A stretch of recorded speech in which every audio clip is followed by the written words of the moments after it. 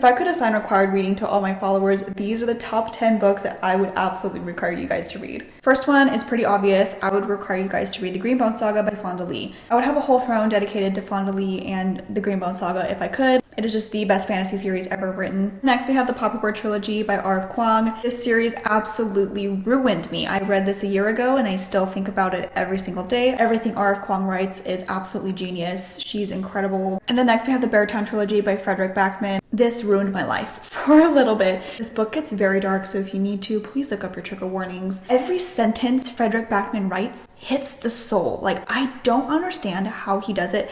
I tabbed like every line of every book in this series. Then next we have Project Hail Mary by Andy Weir. Specifically the audiobook, you have to listen to it on audio. Even if you don't typically listen to audiobooks, I think this is absolutely required for this book. I don't think it would have been the same if I had read it physically. And then next we have Blood Over Bright Haven by Emma Wang. Never finished a book and just sat there and stared at the wall because I didn't know what to do with myself. This messed with my brain, but in the best way possible. Then next we have The Will of the Many by James Islington. One of the most cruel endings to a book ever. I am still angry about it. This book seriously messed with my head. It is long, it can be slow, but the build up to the end, oh my god, I will never recover. And the fact that I don't have book 2 in my hands right now is slightly infuriating. Next, we have the David Bond Trilogy by S.A. Chakraborty. This is a new addition to the list of my favorite fantasy series of all time. It's so unique. It is unlike any other fantasy series that I have ever read. Romance in here is a subplot, but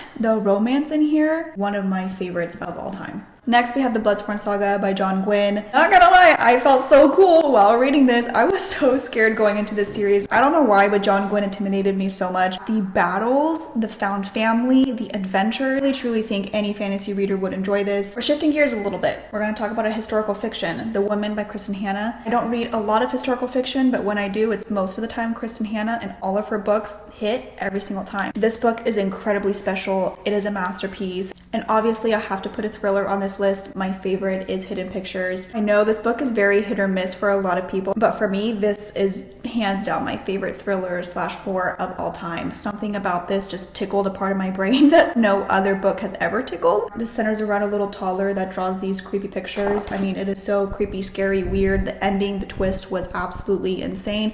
I can't recommend it enough.